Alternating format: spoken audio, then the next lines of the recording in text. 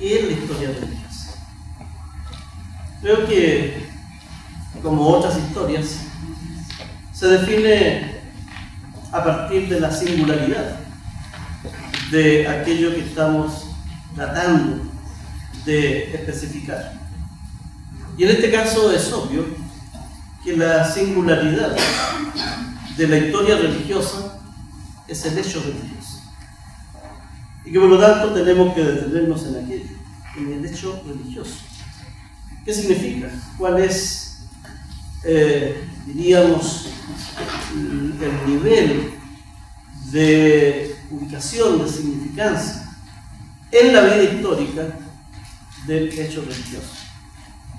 De repente puede sernos a los historiadores mucho más fácil dedicarnos a estudiar la historia económica.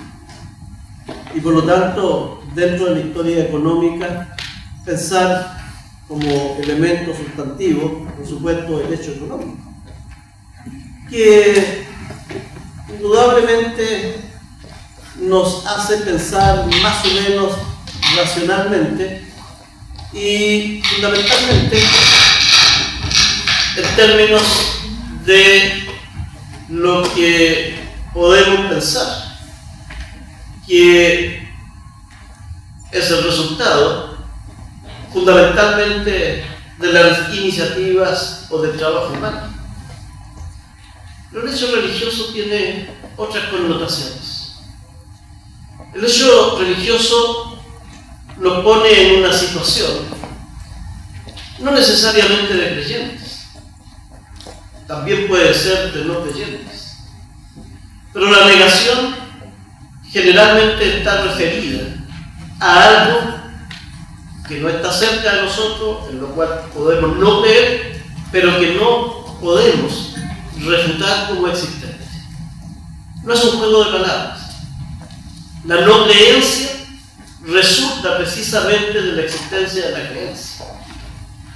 Pero esta creencia no es la creencia en un jefe de Estado civil, no es la creencia en un rey, ni siquiera es la creencia de un jefe supremo o superior de la Iglesia Católica, como es el Papa. Es algo que se transfiere en los bordes, en los límites de lo que es la existencia humana. Y es muy difícil, por lo tanto, allí crear una frontera más o menos clara para decir de que esto es pura historia y esto otro es pura historia religiosa. De hecho, cuando hablamos de historia de la Iglesia, y en este caso en particular de la Iglesia Católica, Apostólica y Romana, hay una diferencia historiográfica que proviene, ¿no?, del siglo III después de Cristo, con la primera historia, que se llamó historia eclesiástica, la de Eusebio de Cesarea. Historia eclesiástica porque era historia de la Iglesia, de la institución, no necesariamente una historia puramente de los creyentes. Digo todo esto recordando casi anecdóticamente una conversación de mucho tiempo atrás, en que un colega me preguntaba que yo, siendo católico, cómo podía enseñar teoría de la historia. Y en realidad la pregunta tenía sus contenidos. Y tenía sus contenidos porque la teoría de la historia, que intenta precisamente tratar a lo menos de entender los procesos históricos, no solamente en aquellas cosas exteriores que van sucediendo, no solamente en términos de los hechos que consideramos más relevantes, o de los procesos que en algún momento han sacudido a la humanidad o parte de la humanidad, sino que entender efectivamente el carácter de la existencia humana. El carácter, por lo tanto, de la historia son consubstanciales. seres humanos somos históricos. Y por lo tanto, cuando estudiamos historia, no estamos estudiando los fenómenos de la naturaleza. No estamos estudiando a unos pececitos en la pecera. Cuando estudiamos historia, nosotros estamos dentro del ámbito que estamos estudiando. Somos parte de aquello que estudiamos. Como somos parte de aquello que estudiamos, no es solamente una parte de nosotros la que se refleja en ese acontecer histórico, sino que también hay algo un poco más incomprensible que está dentro de nosotros, que surge, que se manifiesta de diversas maneras. Y esa parte la podemos llamar desde muchos puntos de vista y la podemos estudiar también desde muchos puntos de vista. En el pasado, más lejano, a partir de la filosofía. Durante la Edad Media, a partir de la teología. Vuelve a reaparecer la filosofía muy fuertemente entre los siglos XVI, XVII y XVIII. La ciencia que nosotros conocemos, intenta también conocer todo esto fundamentalmente a partir de los siglos XIX y XX. El método científico se va imponiendo sobre los otros métodos. Y el método científico intenta racionalizar, fundamentalmente, no, repito, la exteriorización de aquello que queda como experiencia histórica, sino que fundamentalmente las causalidades de aquellas manifestaciones, las causas de por qué se han producido cada uno de estos hechos. Para los historiadores, que además son creyentes independientemente de una institución en particular, es como más o menos natural tratar de hacer una especie de síntesis entre mi vida histórica, física, materialmente posible de aprehender, una síntesis de ello con aquello otro que nos preocupa respecto a los fundamentos, a la existencia y a la trascendencia de la vida. Y desde ese punto de vista no hay grandes, diríamos, conflictos. Pero desde el punto de vista de historiadores no creyentes, efectivamente, este es un problema. ¿Cómo podemos hacer teoría de la historia si la hacemos solamente desde el punto de vista de nuestra perspectiva de creyentes? Podríamos estar mucho rato divagando sobre esto, pero quiero avanzar más o menos rápidamente en los procesos o los problemas que quiero explicitar. Y yo diría que esta historia religiosa, en todas sus manifestaciones, esta historiografía más contemporánea, tuvo una muy fuerte explosión, sobre todo a partir de la historiografía francesa de los años 1960 en adelante. Y partió en términos, en primer lugar, de lo que estaba aconteciendo fundamentalmente en Europa en el periodo de posguerra.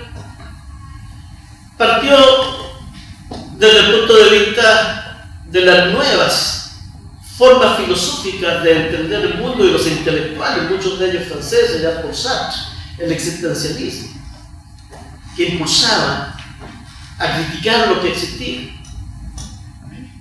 Partió también a partir de un mayor racionalismo práctico específico desde la historia económica, que buscaba entender recién en los años 40 por qué sucedían las crisis económicas. Más allá de los dichos bíblicos de que el movimiento económico es un ciclo permanente entre los 7 años de las vacas flacas, seguido por los 7 años de las vacas gordas y así sucesivamente. Para lo cual necesitaba de modelos, para lo cual necesitaba de nuevos lenguajes. Y surgió el lenguaje matemático aceptable dentro de las humanidades.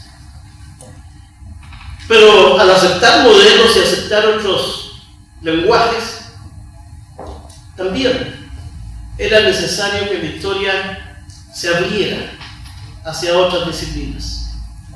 Lo interdisciplinario comenzó a ser muy importante. Y en esto de lo interdisciplinario hubo incluso dentro de la Escuela de los Anales, a partir de Fernand Braudel, hubo incluso una sucesión de ciertas etapas que condujeron la historiografía a la segunda mitad del siglo XX. La primera etapa, juntando todos estos antecedentes que he señalado, la historia demográfica. La segunda etapa, la historia de la familia. Y llego allí por el momento para decir de que cuando se hizo y cuando se comenzó efectivamente a construir una historia de la familia que nos permitía conocer en mejor forma quiénes fueron y cómo vivían nuestros antepasados, a partir de la reconstitución familiar, pero también a partir de visualizar la familia desde todos los puntos de vista, significó aquello algo muy interesante y muy apegado entonces a la historia religiosa. ¿Con qué estudiamos el pasado? ¿Con qué estudiamos quiénes eran y cómo vivían los hombres en París en el siglo XVI? O en general los hombres europeos en el siglo XVII? O también aquellas sociedades, aquellos hombres y mujeres de diferentes castas que ocuparon estos espacios de la América colonial. ¿Cómo los estudiamos? La única fórmula metodológica surgió desde la reconstitución familiar. Pero las fuentes y los documentos más importantes para hacer toda esta recreación surgieron desde la iglesia, desde los archivos parroquiales. Los archivos parroquiales en Europa, los archivos parroquiales en América, porque corresponden todos a un mismo sistema cultural, y los archivos parroquiales de misiones cuando los hubo más allá de este mundo occidental al cual pertenecemos. Y comenzaron a estudiarse una serie de situaciones que se fueron infiriendo, que se fueron en muchos casos deduciendo de todas estas documentaciones. Pero también surgió una primera gran discusión. Si podíamos leer los archivos parroquiales, si los podíamos leer como documentos civiles, como documentos de la vida cotidiana del pasado, o si teníamos que leerlo o pudiésemos leerlo también como documento que expresaba algo que iba más allá de lo puramente cotidiano. Discusión que evidentemente nunca termina y sigue permaneciendo. Michel Fauvel, posiblemente uno de los historiadores franceses más distinguidos de la segunda mitad del siglo XX, marxista, el gran estudioso de la Revolución Francesa, más aún el redescubridor de la Revolución Francesa a través de una propia sección que construyó en la Universidad de París. Michel Robert no estuvo ajeno a estos cuestionamientos, a estos documentos, a estas preguntas. Y también escribió sobre lo que a él le parecía que tenía que ver con esta poca claridad en términos del carácter de los archivos parroquiales. Otros historiadores habían señalado, por ejemplo, que los archivos parroquiales eran la aduana de la vida. Ahí estaban las entradas y las salidas de los individuos que habían pasado por este mundo. Se podía hacer historia serial con ello. En el tiempo de Maubert, ya hablo de los años 80, 1980, la historia de la familia y el uso de estos archivos y de esta documentación para entender y comprender mejor la vida de nuestros antepasados había sido superada precisamente por las preguntas que se hacían. Las preguntas ya no iban solamente dirigidas hacia el cura o hacia la iglesia. Las preguntas comenzaban también a ser dirigidas hacia las personas, hacia los individuos. Y no solamente en términos de los registros de bautismos o los registros de funciones o de matrimonios, sino que a través de otros documentos complementarios, entre ellos fundamentalmente los testamentos. ¿Qué decían? ¿Qué nos pueden decir los testamentos? Si ustedes analizan los testamentos hasta el siglo XIX, más o menos son todos, diríamos, similares respecto a seguir más o menos su mismo formato. Advocaciones, reconocimientos de la creencia, no solamente en Dios, también en la iglesia. Pero también una cierta preocupación, no una cierta, una gran preocupación por lo que viene. Mi amigo Rodrigo ayer, entiendo, que hablaba sobre el purgatorio. Los estudios sobre el purgatorio surgen también de la lectura de los testamentos. La bolsa o la vida lo llamó desde otro punto de vista Jacques Goff, un gran medievalista. ¿Cómo podemos comprarnos un sitio determinado, aparte, fuera de nuestra vida, asegurar? Ni la historia demográfica, ni la historia de la familia, ni ninguna otra historia, ni la sociología, ni los conflictos podían solucionar este problema. Surgió por una década, un poco más, la historia de las mentalidades. ¿Y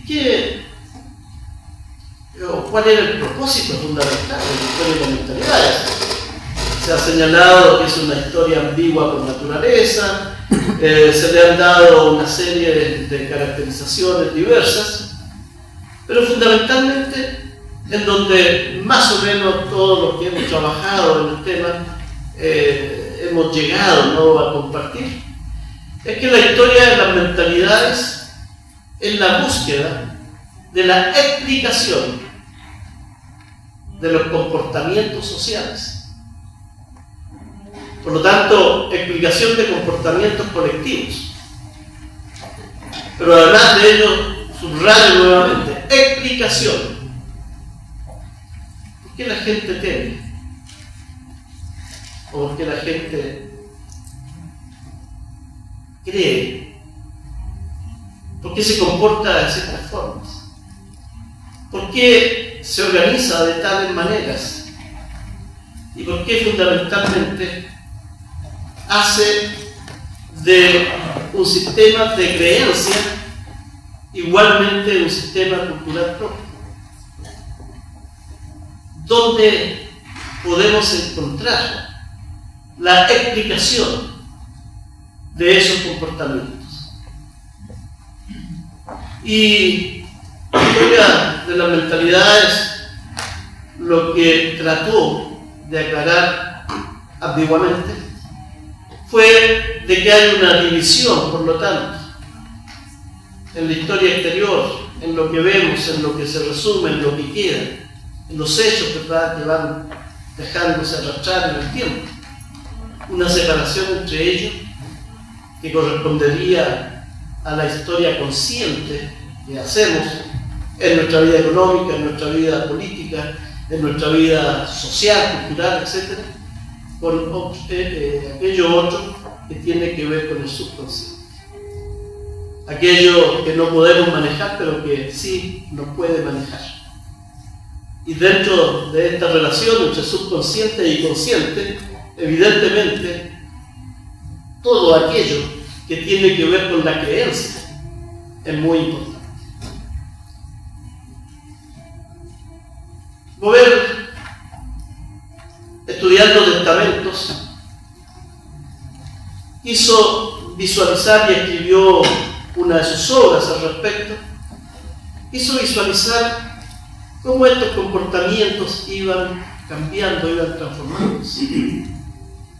Estamos hablando de estos comportamientos de largo tiempo, tal como nos había explicado el maestro de todos aquellos, que fue Fernando Ley.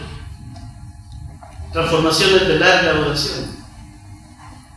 Y por lo tanto comenzó a estudiar cientos de testamentos. Y se fue dando cuenta de que en la medida que iba transcurriendo el largo tiempo, él podía advertir lo que llamó el proceso de descristianización, que después lo insertó dentro de una de las obras más importantes que tiene, que se llama precisamente Ideologías y Mentalidades.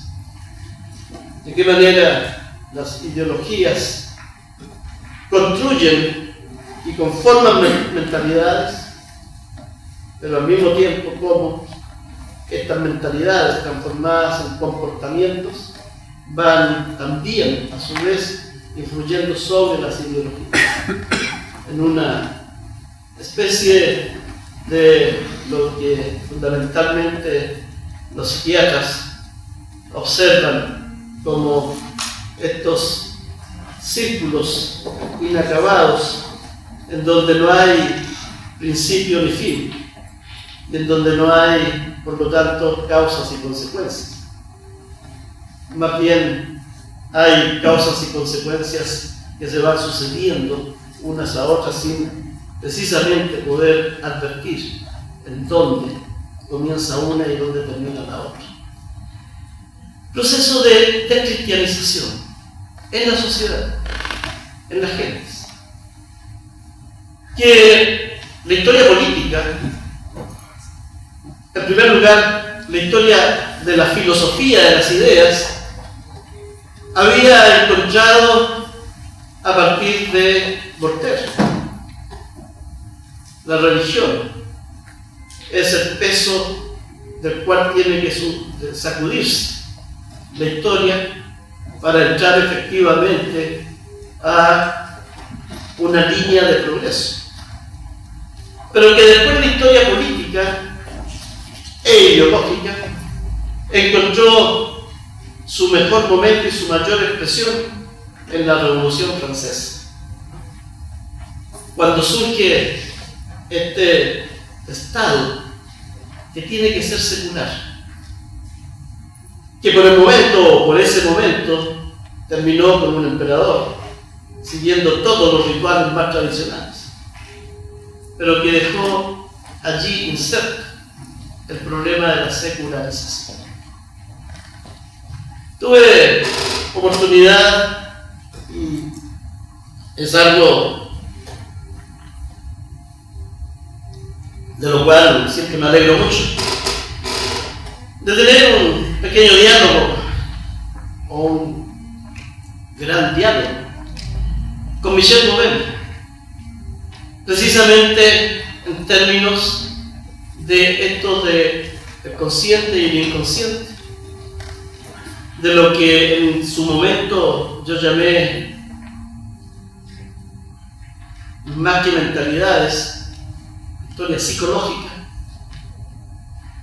y que después en 2 oportunidades lo he publicado, y en donde además de ello, como resultado de ello, entre el consciente y el inconsciente, aparecía la descristianización.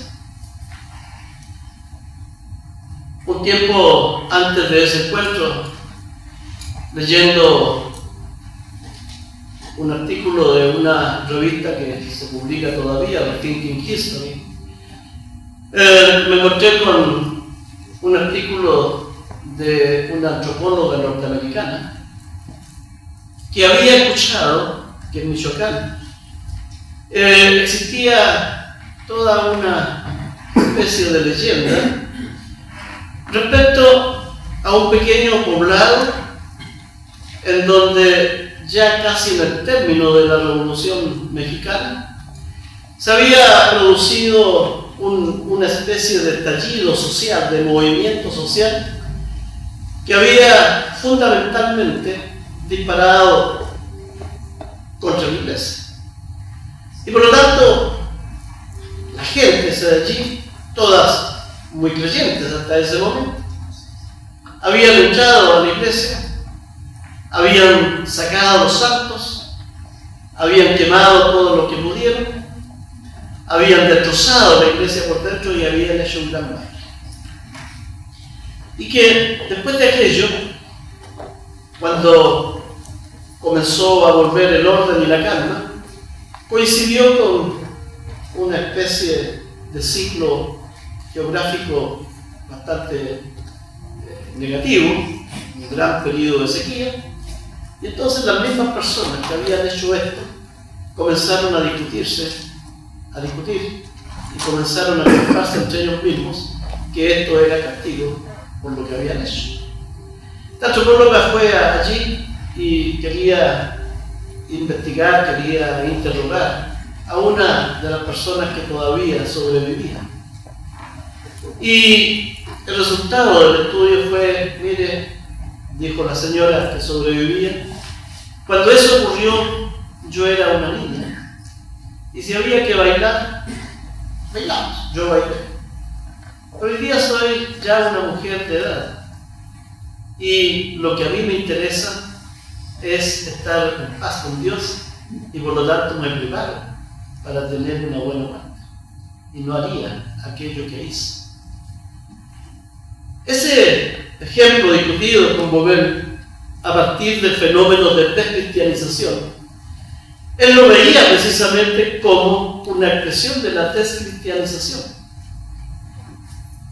pero como una expresión de descristianización que finalmente se aceptó, concordamos, tenía que ver con estos inciertos niveles del inconsciente y del consciente. ¿Dónde opera un fenómeno de descristianización colectiva? ¿Dónde opera si no es en el pensamiento? Que provoca transformaciones en lo que se cree y por lo tanto provoca transformaciones en el comportamiento. El problema es si esos fenómenos son provocados desde adentro de las gentes, y allí la importancia del libro de Bauvel, Ideología y Mentalidades, o son provocados externamente en la gente. Existe en esto un proceso, de todas maneras, de procesos largos, que efectivamente tiene que ver con el proceso de laicización o laicidad. Es efectivo que se le llame descristianización o se le llame proceso de laicidad. Es efectivo que esto es un fenómeno propio de la sociedad moderna. Hablando de sociedad moderna, desde el siglo XVI hasta hoy día. Es muy poco conocido porque el mismo Víctor Hugo tuvo sus propias inquietudes al respecto.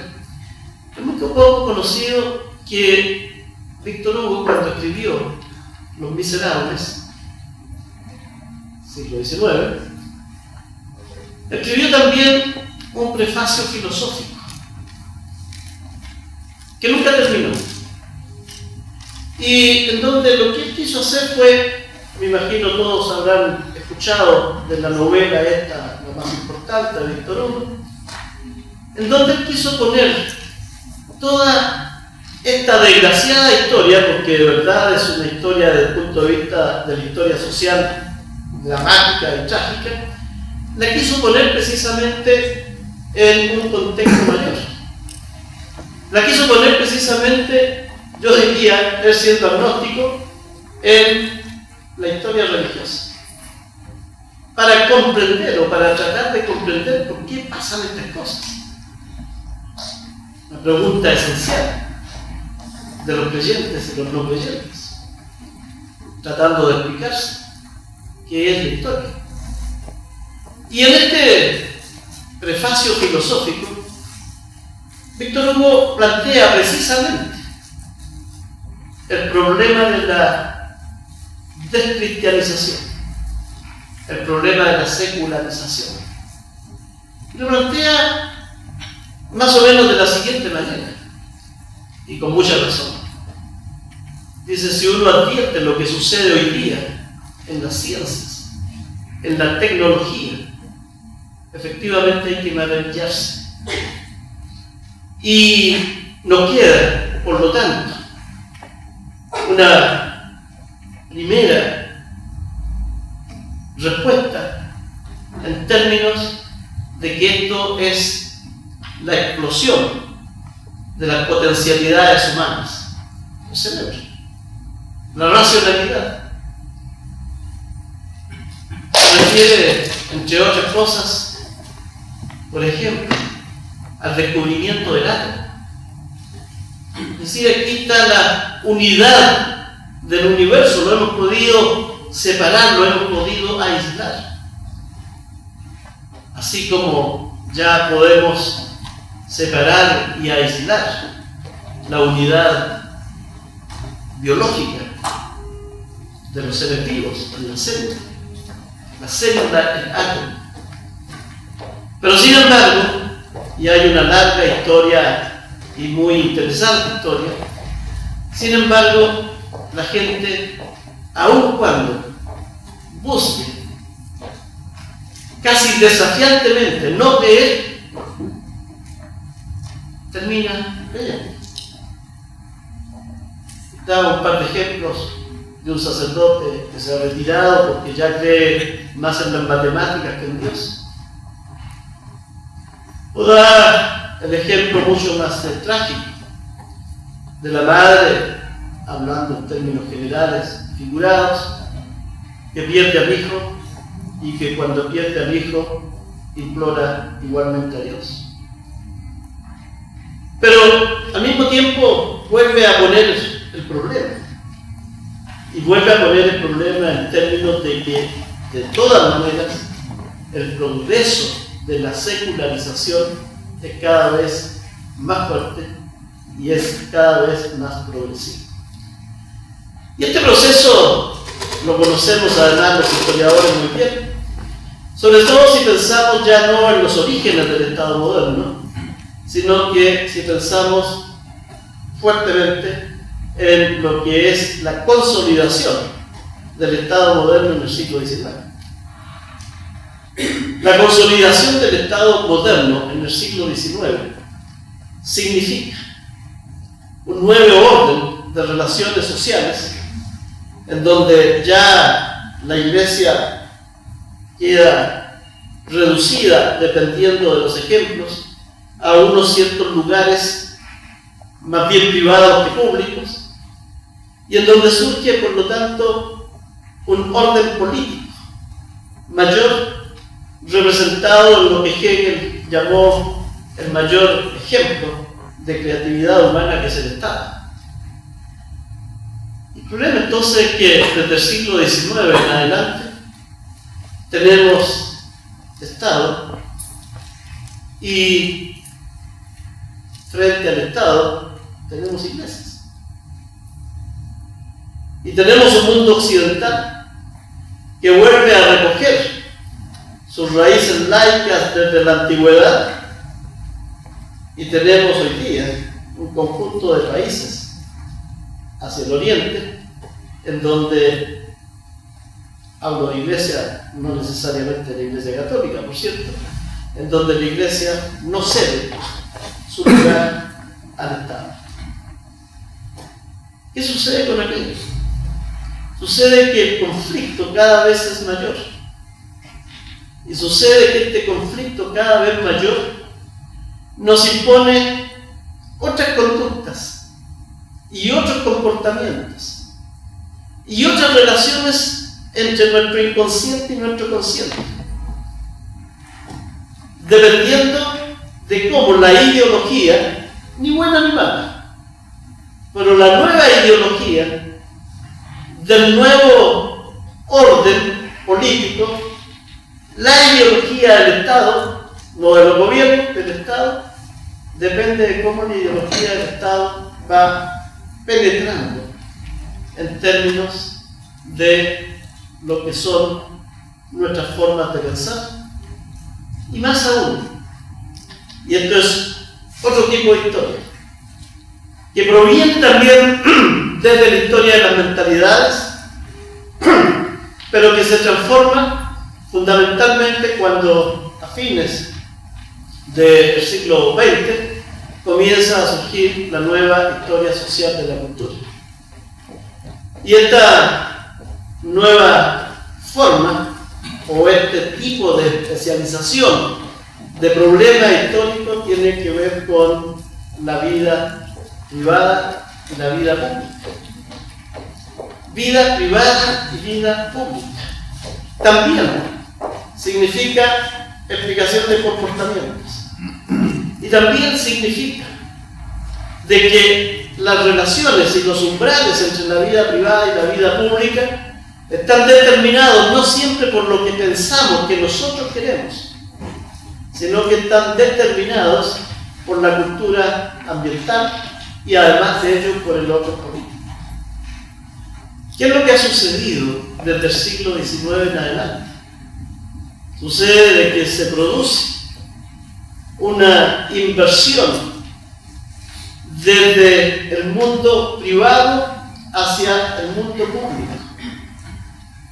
Pero al mismo tiempo, ese mundo público va penetrando más fuertemente en el mundo privado que incluso en los siglos anteriores a la Revolución Industrial. Consecuencia, que detrás de estas situaciones, la gran tensión y el gran problema que todavía mantenemos en el tiempo es que hay algo no resuelto entre el Estado y los ciudadanos, los individuos, desde el punto de vista de lo que los individuos piensan. Y entre medio de ellos, por cierto, entre el Estado, la Iglesia o las iglesias. Es un algo que tiene que ver precisamente con nuestro inconsciente y cómo formamos nuestras imágenes. Pero al mismo tiempo, es un algo que infiere en nuestra vida privada y nos transforma y nos hace pensar de que nuestra vida privada tiene que ser de tal naturaleza que nadie puede inmiscuirse. Pero es una paradoja, porque eso no proviene, ni ahora ni nunca, no proviene de nuestros propios deseos, de nuestro propio inconsciente, sino que proviene de cómo este mundo público ha penetrado colectivamente en nosotros. No quiero hablar hoy día, para no aburrirlos además, acerca de las agendas valóricas.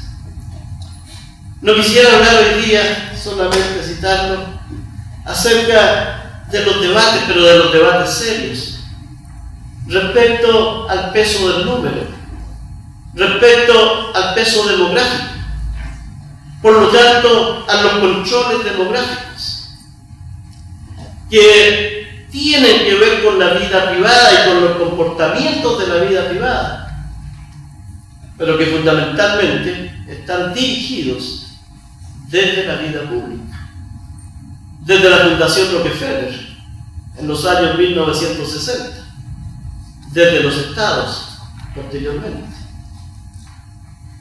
Porque en ello y en el peso del número y en los cambios de la estructura demográfica, evidentemente, no solamente hay un concepto de la existencia humana, que sería historia religiosa, sino que además de ello hay un concepto económico de cómo la sociedad puede seguir distribuyendo en buena o mala forma lo que tiene. No quisiera referirme, por lo tanto, a las relaciones formales que se han producido en ciertos estados con respecto a las creencias o con respecto a las iglesias, pero aquello tiene que ver igualmente con estas relaciones entre el inconsciente y el consciente, entre la vida privada, la vida pública, entre los dominios del Estado y los dominios de las religiones o de las creencias, etcétera, etcétera, etcétera. Y las jornadas dicen además historia religiosa y cultural. La cultura igualmente hoy día, y sobre todo desde esta historiografía, que por lo menos es el ámbito en donde yo mismo estoy más relacionado, la cultura hoy día también es comportamiento. Hoy día la cultura es igualmente formas de vivir, de comer, de amar. Formas de la sexualidad. La cultura es muy amplia, el término de cultura. Se ha despojado del refinamiento que tenía hasta hace 30 o 40 años atrás. Desde este ámbito de la cultura, muchos fenómenos religiosos se han transformado en fenómenos culturales.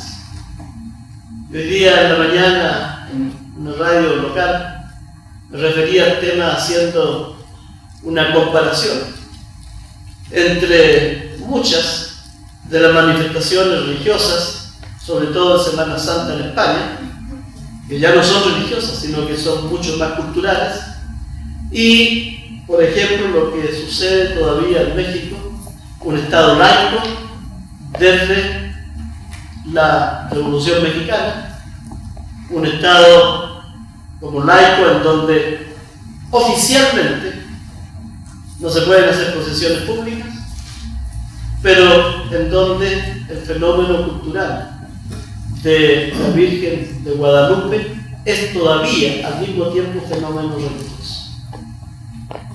¿Cómo explicamos esa situación? Este último domingo, voy terminando para no aburrirnos, este último domingo me parece que en la tercera salió una de las tantas encuestas, ¿verdad?, a los cuales nos tienen tan acostumbrados los medios de comunicación. Una encuesta surgida de un programa internacional de servicios sociales de la Universidad de Chicago, que inició una investigación en 1991 y efectuó mediciones a lo largo de todo el mundo en 1998 y en el 2008, a partir de una simple pregunta: ¿cree usted en Dios? No era relacionado con iglesias particulares. ¿Cree usted en Dios? Lo que ha surgido es que el país que más cree en Dios es Filipinas, un 83.6%. Y Chile está en segundo lugar, un 79.4%. Aparentemente alguien se señalaba que hay preocupación porque en el último censo, ¿verdad? Pero es la Iglesia Católica, o son las iglesias.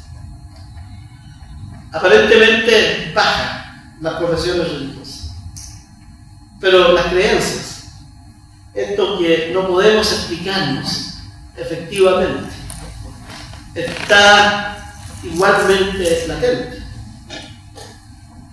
Y no la podemos explicar porque, una vez más señalo, no estamos hablando de hechos históricos, estamos hablando de hechos religiosos, que es diferente. En todo el mundo, tal como la niñita que bailó en la iglesia de Michoacán, hoy día, en todo el mundo, la gente que tiene sobre los 50 años tiene un alto porcentaje, un muy alto porcentaje de creencia en Dios. Si lo hacemos por edades, entre los 30 y los 50 baja, nadie cree en Dios, pero desde los 50 en adelante comienza a resurgir la creencia en Dios. Hecho religioso, difícil de explicar. ¿Qué es lo que, por dónde podemos concluir? En dos situaciones.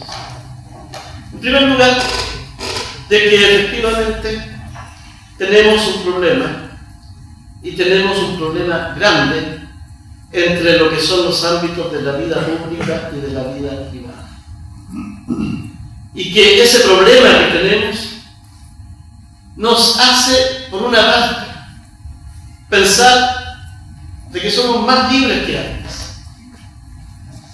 Pero por otro lado, nos lleva a constatar que en muchos sentidos somos menos libres que antes, porque aquí, cuando hablamos del Estado, no hablamos solamente del Estado desde un punto de vista figurativo, sino que hablamos de la cultura dominante dentro de una sociedad que se ve ampliada, amplificada a través de la televisión, de los medios de comunicación, etcétera, etcétera. Un ejemplo muy burdo, pero ejemplo real. Cuando se critica la mala calidad de nuestra televisión, la respuesta desde la televisión es que tienen que tener ese tipo de programación porque la gente lo pide. ¿Cómo lo ha pedido la gente? Es una respuesta muy pragmática, pero poco real. Segunda conclusión, que efectivamente la explicación del hecho religioso nos lleva a ciertos extremos, y que esos ciertos extremos van creando no necesariamente ambientes armónicos entre la histórica que nos toca vivir y la historia que queremos proyectar, sino que, muy por el contrario, lo que va sucediendo es que continuamente, de una o de otra manera, una y otra explicación se va encerrando hasta tal punto que lo que impone es simplemente conflicto. Y ese conflicto es lo que he llamado, ¿no es cierto?, acá, el conflicto de la tolerancia y la intolerancia. No solamente hoy día, lo podemos estudiar y lo podemos observar. No solamente de parte de los no creyentes, también de parte de los creyentes. Uno de los aspectos más permanentes de la historia universal ha sido precisamente de la intolerancia. Porque finalmente, la resolución del problema del hecho histórico, del hecho religioso, la resolución del problema del hecho religioso es una resolución que se explicita en términos históricos. Y las explicitaciones siempre tienen que ver con el poder. Y el poder crea, evidentemente, más bien intolerancia que tolerancia. Y concluyo haciendo una especie, ¿no?, de manifestación pública y favorable a estos encuentros. Vamos seguramente a seguir durante mucho tiempo convocando a jornadas de historia religiosa y escuchando muchas cosas y pensando incluso que estas cosas son dispares. La única forma de que estas cosas dispares concuerden, converjan en algo en donde todos estemos pensando no en la misma respuesta ni en la misma solución, pero en el mismo problema, es convertir efectivamente cada una de las presentaciones en un problema de la vida religiosa que se tiene que entender desde la vida histórica. Eso es muy difícil, pero de todas maneras yo creo que es lo más apasionante que existe.